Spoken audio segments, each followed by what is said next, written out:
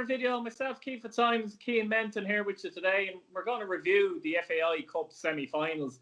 We'll start off with Shamrock Rovers and Sligo Rovers, Cian. Shamrock Rovers winning this 2-0. Just before we get into it, I thought it was interesting that Aaron Green was out, and instead of just bringing, say, Williams in at the start, they kind of shuffled the deck a bit. Burke went up front, Watts went in the midfield, Marshall went right wing back, and I think that was it, wasn't it, pretty much? But they shuffled the deck a little bit, and I think they looked a bit disjointed, but they won the game. What did you think overall?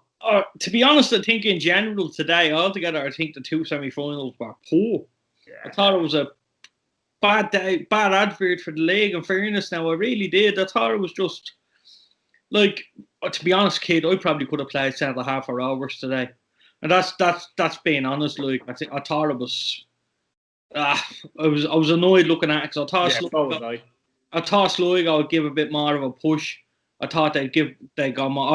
Obviously they had a plan to sit in tight and hope for the best, and then, you know, Rovers with the early goal and all that goes out the window. Typically the same at Athlone, we'll get on to later on, but, like, you know, they come in with a game plan. After 2 minutes it's gone, and since McAneff scored that goal, I thought it was poor defending first of all, but when he scored that, it was kind of curtains already, like, even though there's still 88 minutes to go in the game. So I think it was just a bad night for football in general. Yeah, I just felt like watching that match, first of all, for an FAI Cup semi-final. Now, to be honest, I think no fans really played a part here, because it's usually a bit of an occasion, isn't it? The FAI Cup semi-final. I thought that played into it big time as well. The early goal killed it a little bit. Sligo looked like after that they lacked belief, to be honest. I know they had a couple of little chances. Junior, actually, they were decent chances. Junior and Coughlin should do better. But you always felt like Shamrock Rovers were in first, second gear, didn't you? And that Sligo Rovers didn't have that belief to go and actually go at them and get tight and that kind of thing. That was disappointing from my point of view in the game. And obviously the second half, McAneff grabs the second, you know? You see, you can see what the plan was with Liam. They didn't want to go gun-ho, like, because when a game was at 1-0, you always have a chance of getting back into it. Yeah. So I always felt that they had a slight chance of getting back into it once they kept it at 1. And then, essentially, you are going to throw a couple of bodies more forward, and that's when they caught them on the break again with the second. And yeah, that was right in half-time, actually. Half, but yeah. It was literally a killer, like, and bang on the whistle, like, scored in that second, because it just changed the whole game completely. I think it killed the tie. But, you know, if you get in at 1-0, you always have a chance. You always have half a chance, even if they were battered, which they were in the first half. I know they had 1 or 2 half chances, but I was annoyed looking at it. It was a bad night in general, like, both games. Like, the first goal they gave away, the killer, was an early enough goal, but, like, Liam Buckley be tearing his hair out, to be honest, because it was such a soft goal to give away. I mean, Rovers can play lovely football and score beautiful goals. And it's just, I mean, McAneff shouldn't be getting in there and winning a corner or such. I know it wasn't a header or anything. He still shouldn't be winning that and at the back post and scoring, McAneff, in fairness, from a corner. Yeah, no, it was sloppy. Like, Sligo was sloppy. I think Rovers, it was easy. They didn't have to do anything. Like, literally, second half, I think they just coasted around the pitch rightly. So, that's literally what they done. I was falling asleep looking at it, and, like, usually I love, like, looking back on games and stuff like that. I will not be watching these games back. I think it was poor day for football in general. Like, but look, Rovers won't give a shit. They're at the ground now. They're in the final of the cup, and look, all credit to them. They've done it. Yeah, I know, half a season, everyone will say, but they've gone unbeaten now.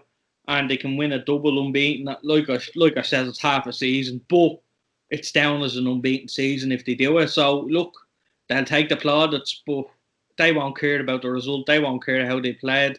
They'll just care that they're in the final next week, and that's all that matters, really. I just wonder from Sligo Rovers' point of view, because we talked about this during the week against Derry City, the 120 minutes. Did that play a factor? Yeah. I would. But at the same time, I wouldn't be too bothered, because, like I said last week to you, these games, you want to be playing in the quarter final, and they want to be playing the semi final. So, like, you're gonna have to live with the situation.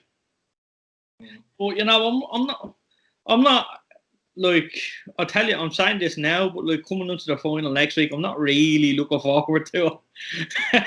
Yeah, I think we'll get into that in a minute, obviously, but I think that's to do with the crowd. Yeah. To be honest with you, I mean, it's tough going to it. Like, I go to a lot of the cup finals anyway, you know, regardless of who's actually playing in it. And it's a great occasion. We spoke about that before, and you've called it. What have you called it exactly? National Chance? Tap-up Day, that's it, yeah. So, you know, there's all that razzmatazz that goes to as well. And it's Dundalk and Shamrock Rovers. But we'll get into, obviously, Dundalk and Athlone Town. And, look, this was horrendous. Dundalk 11, Athlone Town 0. And, you know, I don't want to be too harsh on Athlone because, you know, they punched above their weight getting here, let's be honest. They did finish bottom of the first division. An awful lot of great stuff going on at that club. It's a difficult night for them, wasn't it? And in fairness, they did come up against Dundalk, who were ruthless to say the least, weren't they, as well? Just took advantage of maybe Athlone's weaknesses in that position they're in. Yeah, you don't know where to start. Like, literally from minute 2 when they got that goal, or minute 2.5, whatever it was, you know, 1-0. Then before 6 minutes in, it's 2-0. And then you're saying, holy Jesus. But I didn't expect it to be 11. I really didn't.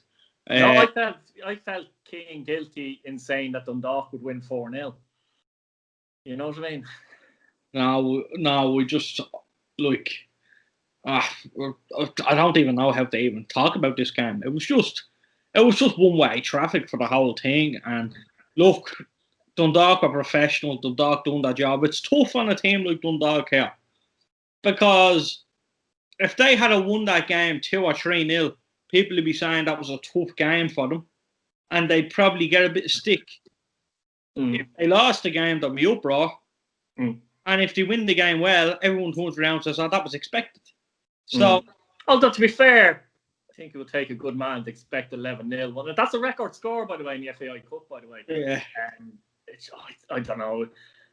It's a tough one. I mean, no one even got a hat-trick, weirdly, for Dundalk, because McMillan got a couple, didn't he? Duffy got a couple. I think McElhenney was given man the match. Alan Cawley may give him, or Stewie Byrne give man the match. Yeah, he was good, but it's very difficult to have a man the match. I think even Odua scored. Pat Morley gave him man the match. Pat Morley, was it? Sorry, Pat Morley. Yeah. Oh, yeah, he was in cold commentary. That's right. Like, Dundalk turned around, and they're great to watch when they turned around. You know, in fairness, look, I was watching the game. They played some beautiful stuff. They cut them open every single time. I gave him a bit of stick on the show the other night, but I thought Dewey came on, done a decent job. You know, he's confident on the ball. He's a confident young lad. He wants to be on the ball. He wants to run at people. So, you know, he's strong. He's powerful, isn't he? Yeah. But look, I just hope he doesn't take penalties for them. That's all. But you know, they're not a bad side. Not even at all. They're a bad side. That's a big kick in the teeth for everyone today. I think they kind of shut a lot of people up. But, you know, next week now, the final, 2 good teams. Hopefully it makes it a good game. Yeah, 100%. I mean, like, first half was obviously 6-0, and you're hoping at half-time, to be honest, Keane, that they relax a little bit. But, like, it's sign of professionals, they didn't bloody relax. I mean, they could have got more as well. I was only short and turn her off looking at Fair City. I do nothing to watch. I'd rather watch paint dry, to be honest there. But no, but you have to feel sorry for Athlone as well, because like we talked about them before, Keane, and how they've an awful lot of teenagers in their team. Yeah. They are a good club. They're doing a lot of work there. The stadium's in good nick. They have a gym in the stadium now as well.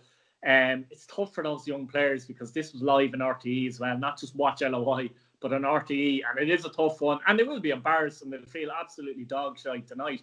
But you know, they have to move on from this. They will move on. They're not coming up against Dundalk or Shamrock Rovers, let's say, in the first division next season either. You know, they've had some good results this season. They didn't lose to Drogheda, who won the league. The Shelbourne one is still a good result for them. You know, like, just have to get over it. Only that, like, you know, these aren't judging themselves off how they play against Dundalk and how they play against Shelbourne and the Cup and stuff like that. These will be judging themselves next year against Wexford, against Cove, trying to pip them into get ahead of them in the league. Like I said, the work that's been done, the ground is probably, it's up there with the best in the country, the ground facility wise. It's just a shame they don't get the bums on seats in general. Like, obviously, I know nobody can go, but before that, you know, I thought Roddy had kind of a little bit of it together in his third, and he had a place going the right direction. See, that's the thing. They are a club though with potential of actually getting bums on seats, because some clubs aren't. We talk about clubs that disappeared, like Monaghan United and teams that are very difficult for them. But Athlone are football in town. They remind me of Drogheda for some reason, like, you know, that kind of way. And they have a decent crowd most of the time, basically. And I do think the potential is there. And that's what they're trying to build on, basically, is the structure in and around the club and the community. And that's what has to be done over the next years under Adrian Carberry and move in that direction. To me, losing to Dock 11-0 or whatever, as bad as it is, it shouldn't really matter when it comes to the short-term and medium-term plan that they have, because their short-term, as you say, is to try and get off the bottom of the league, essentially. Yeah. That has to be the short-term. Yeah. Then, if they can do that, get up to 7th or 8th, let's say, to move on again, maybe trying for a playoff. It has to be just a small little steps every season for Athlone, but the potential is there for them if they're patient and they do things in the manner that's right, really. Yeah, definitely. Look, tonight was a bad night for them. There's no getting away from that. The result is horrendous. The keeper was out injured. He couldn't see. In saying that, he probably could have played, even though he couldn't see. He's probably delighted he didn't play, Keane, to be honest. I'll tell you, he probably would have done better.